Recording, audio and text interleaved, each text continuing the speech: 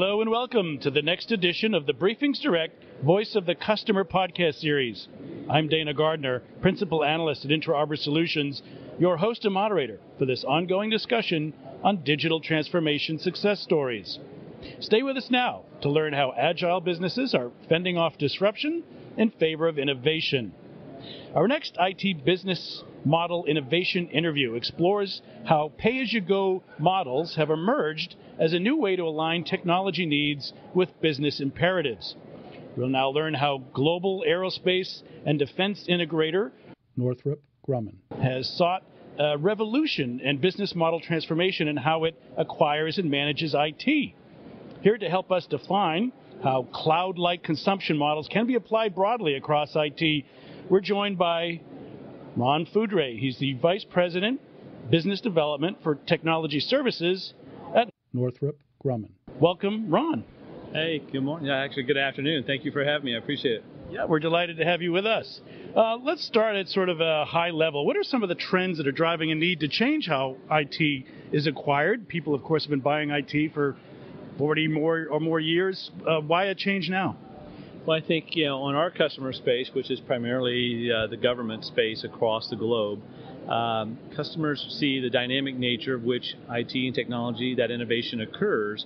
It can be a very expensive investment to maintain and manage your own infrastructure as part of that. I think in parallel, they see the benefit of where technology is going from a cloud perspective and how that can drive innovation and even affordability as part of it. So there's a cultural transformation around that, and how can we do more into that environment relative to information technology and where it's going.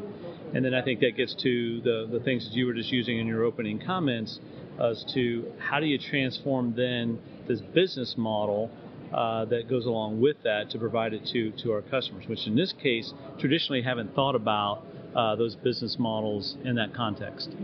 I suppose this is parallel to some creative financing trends we saw maybe 10 or 15 years ago in other sectors, manufacturing, transportation, where there are large capital outlays, but they found more creative ways of sharing the risk, spreading the risk out, and maybe giving accountants a little opportunity to do their business.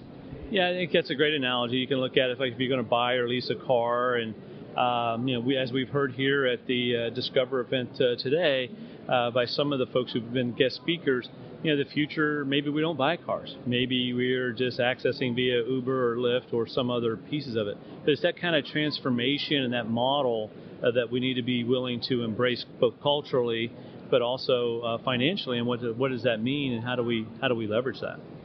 Ron, tell us a little bit more about Northrop Grumman and why your business is a good fit for this, as you say, largely public sector-driven vertical industry.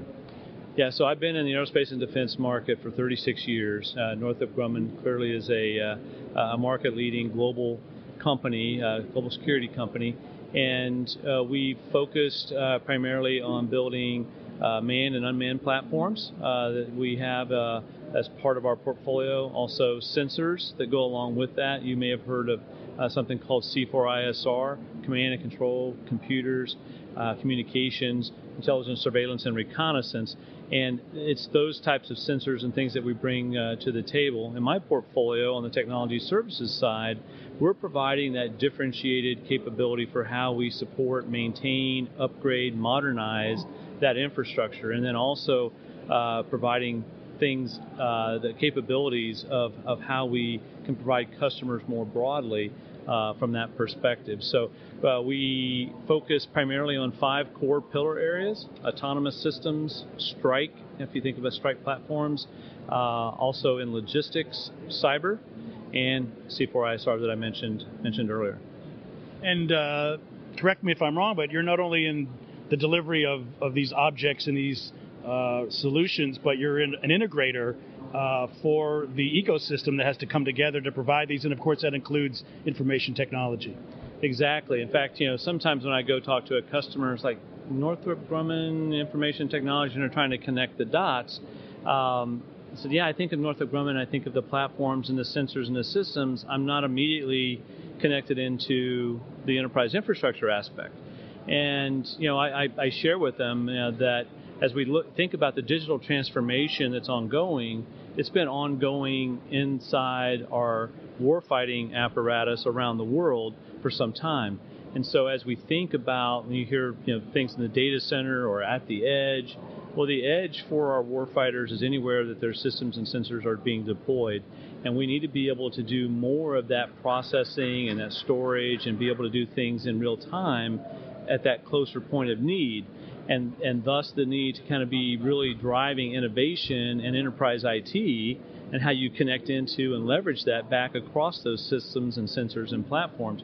And so when you start putting it in that context and the kind of the digital interconnectedness that we have as not just a society, but really in a warfighting sense as well, it becomes more and more clear as to why an integrator, a company like Northrop Grumman, would be wanting to drive enterprise IT innovation and that solutioning so we can drive essentially the three things that I think all customers are looking for, which is mission effectiveness, mission efficiency, and affordability. Now, the change that we've seen in IT and in software over the past decade or so, software as a service, cloud-driven, makes a lot of sense. You'd pay it as you'd consume it. You don't really own the systems. They're in somebody else's data center, typically referred to as the cloud.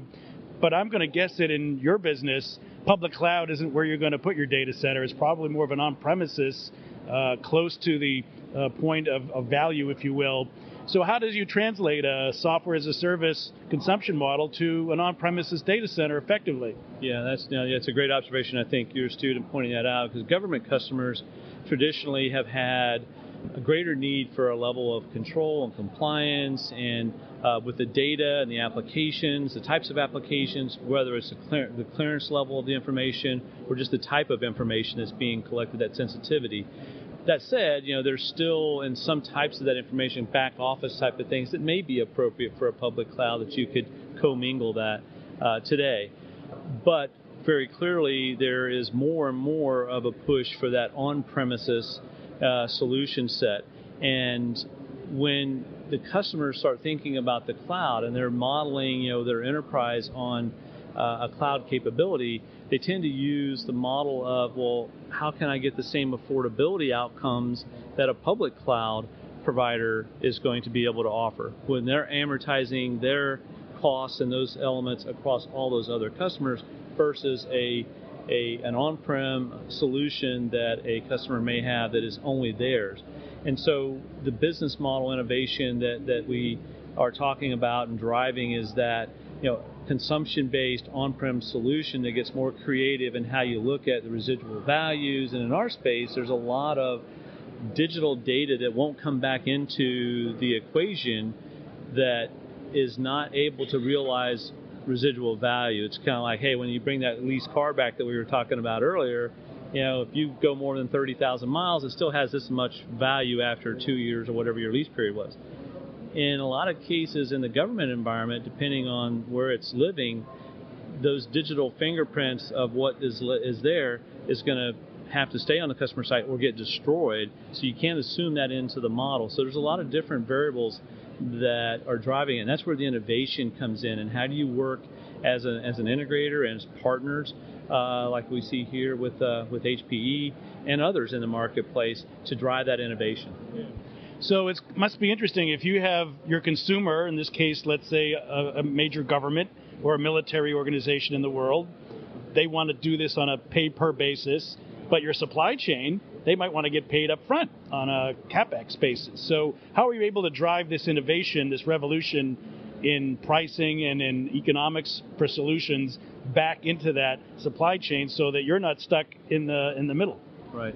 And so that hits on a very core part of the challenge, and why having a partner who's going to help you provide that infrastructure is so important. Not just in terms of managing that supply chain more holistically, but having a trusted partner and making sure that the integrity, the security of that supply chain is maintained as well, right? Because we haven't talked about the security element of that much yet, but there's a whole cybersecurity piece of that supply chain from an integrity perspective that has to be maintained. So the more trust you build up in that partnership and those relationships with your downstream suppliers and how they are getting paid and the terms associated with that, working those terms and conditions, those parameters up front, getting those laid in so those expectations are being able to be met, and then working with your customer so you set the right expectations on their terms and conditions to still give them that consumption-based model, but it's all from an agreement perspective, more closely aligned. Is there something about the technology these days, the data center technology, that in addition to the cloud being a model that you might want to exemplify, is better tuned to this sort of change? I'm thinking perhaps software-defined data center, the fact that virtualization allows you to rapidly spin up cloud infrastructure, applications. There's a bit more agility than we had several years ago. Does that help in being able to spread the risk around, because the vendors know that they can be fleet and agile with their systems much more than in the past?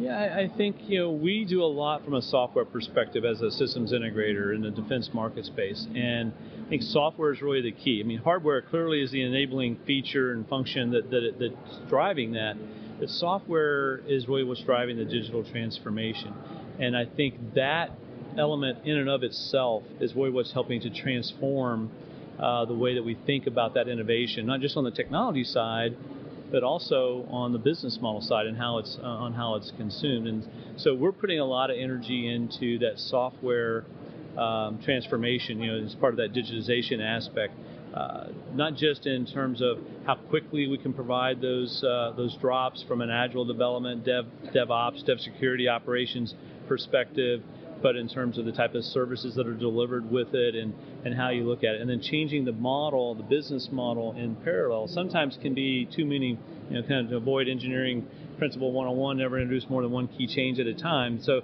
you have to be careful that culturally, depending on the organization that you're interacting with, that you're not trying to drive too much change and adoption at the same time. But I think you're right to hit on it. Their software, if I had to pick one, I think is really going to be the driver of that, and then the culture, that is, kind of human behavior of where someone lives and what they're used to, and I think that's where we're going to be transforming.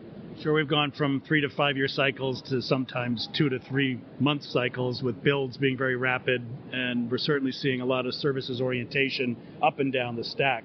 So that all helps allow innovation in the business model. Okay, so for a number of our listeners and readers, they're going to look to you and say, wow, if they can do it there, I maybe want to do it here. So for more mainstream enterprises and businesses, what do you get when you do this? What are some of the payoffs in terms of your ability to execute your business, keep your customers satisfied, maybe even keep your innovation pace more rapid than ever? What do you get when you do this right, Ron? Yeah, well, I think that there's some things. First, I think that you don't lose, I think is important to recognize, is you don't lose control, you don't lose compliance, you don't lose some of those things that traditionally have caused you to maybe not embrace this the way you would hope.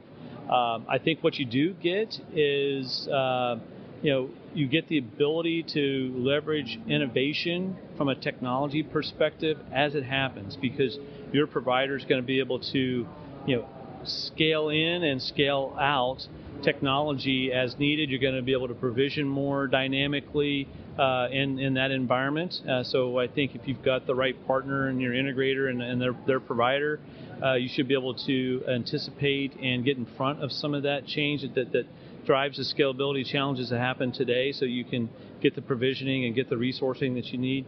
I think you're going to be in a much better predictability state of where you need to be for your financial elements of your system. And I think there's some other benefits as well. I think if you implement it correctly, not only are you going to get the performance that you need, and your utilization should go way up as part of that, because you're not going to be paying for underutilized systems as part of that, as part of your infrastructure. I think you'll see that affordability piece that I just mentioned. But I also think if you do it right, and if you pick integrators who are tying in that dimension of security, which we very much are focused on providing that element of it, you're going to get a level of compliance with that NIST risk management framework. On the U.S. side, there was the National Defense Authorization Act that required organization heads and agency heads to certify that their systems, their enterprise was at a certain level of hygiene. So if you've implemented this correctly, you should be able to instrument your environment such that you at any given time know what level of security you're at from a risk perspective. So I think there's a lot of benefits that you get for cost, schedule, performance, all that tied together that you've never really been able to see, from an ecosystem perspective, all at the same time. You may get, one or two of those, but not all three. And so I think there's some benefits that go along those lines that you're going to be able to see as a consumer, as a customer, whether you're in the defense space or not. Sure. I think you're right. I think we're going to see this more holistically across ecosystems and supply chains, and clearly vendors like Hewlett-Packard Enterprise have heard you. They've announced some very innovative new flex capacity types of pricing and GreenLake branded ways to basically acquire technology differently. So I think we'll see a lot more of that from across the board. Well, very good. We'll have to leave it there. We've been exploring how pay-as-you-go models have emerged as a new way to align technology needs with business imperatives. And we've learned how global aerospace and defense integrator Northrop Grumman has sought a revolution in business model transformation in how it acquires and manages IT. So please join me in thanking our guest. We've been here with Ron Foudray, the Vice President, Business Development for Technology Services at Northrop Grumman. Thank you to our audience as well. Ron, appreciate your time. Thank you. I appreciate it. Have a great day. And we want to also thank our sponsor, Hewlett-Packard Enterprise, who has been backing our interviews. Thanks again for listening. Please pass this content along to your IT community and do come back next time.